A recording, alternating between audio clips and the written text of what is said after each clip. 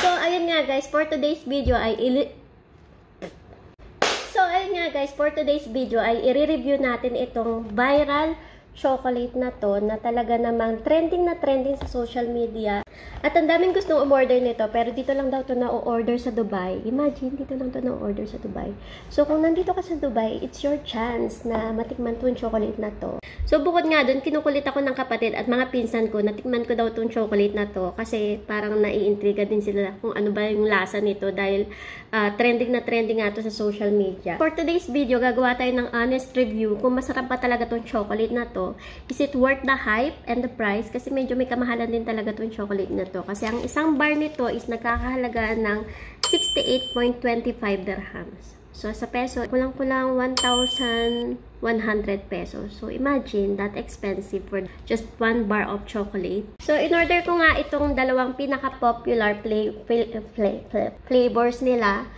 Itong isa, ito talaga yung nagba-viral. Ito yung may pistachio. Tapos, itong isa yung pick-up-a pretzel. Isa sa mga recommended flavors din nila. Pero, ang nakalagay nung i-check out ko na to, sabi nila, you have to refrigerate it and consume within 3 days. So, sorry guys, hindi ko to may papadala sa Pilipinas kasi may spoiled siya. 200 grams tong isang bar na ganito. So, unahin nga natin tong pistachio. Ganito yung itsura niya, guys.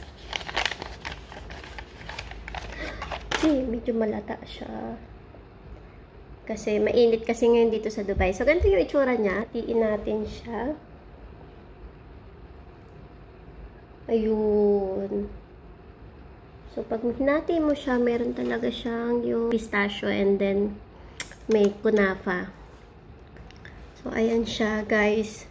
Tikman na natin kung masarap to.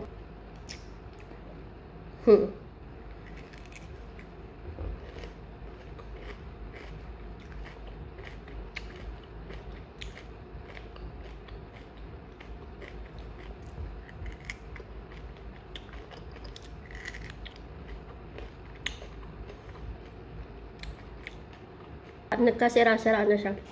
Kasi malata. Natunaw siya siguro nung binyahe. Dahil mainit kasi dito sa UAE. Ang masasabi ko dito sa chocolate na to, it's worth the hype. Kasi kakaiba yung feelings niya.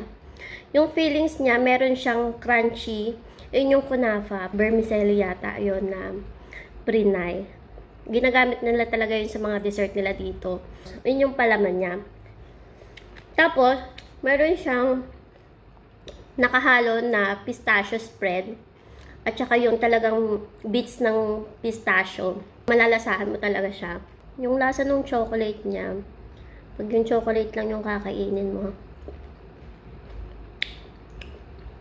Lasang normal milk chocolate. Kasi marami rin naman ako nakain ng mga masasarap na chocolate dito. Pero yung lasa ng feelings niya, yun yung nakapagbigay ng distinct flavor sa kanya. Kasi kakaiba, crunchy, at saka yung linamnam ng pistachio.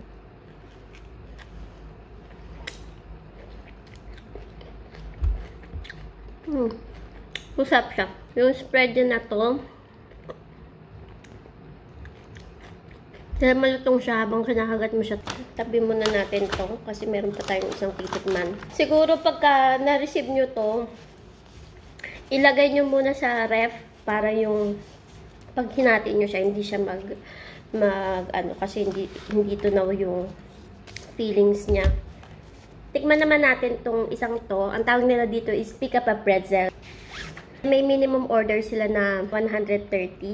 Tapos may delivery charge sila na 4 dirhams. Pero kasi dahil nagpa-deliver ako sa Deliveroo, merong 50 AED off sa first order mo kung first user ka ng app na yun.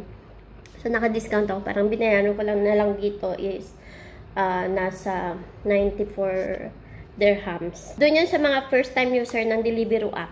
Ito yung isang flavor, yung pick-up-a pretzel. Hatiin natin.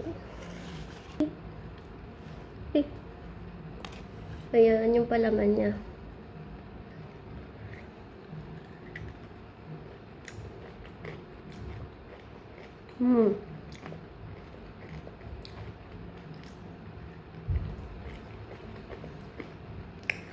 Itong isang chocolate na to, masyado siyang matamis. Kasi caramel. Tapos meron din siyang kunafa, yung parang vermicelli na malutong. At saka meron siyang pretzel. Caramel pretzel. So, sobrang tamis nito. Hindi ko siya masyado nagustuhan. Mas nagustuhan ko yung may pistachio. Kasi sobrang tamis nitong isa na to. Nga pala, pag o-orderin nyo to, nag-accept lang sila ng delivery, ng order, from 5 p.m. hanggang 6:40 p.m. So, 1 hour and 40 minutes lang sila nag-accept ng delivery na to. Tapos, first come, first serve din yata yun. Kasi, limited lang yung ginagawa nila yata. Kaya, sobrang hype talaga ng chocolate na to. Kasi, talagang may oras pa ng delivery. Hindi mo siya ma-order whole day. May time lang na ma-order mo siya. Tapos yun nga, dito lang siya sa Dubai, mabibili. Ang sabi ko lang, masarap talaga siya and worth naman yung price kasi malaki. Mahal pa rin talaga. Pero masarap yung pistachio. Ayun lang guys, thank you sa panonood. Bye!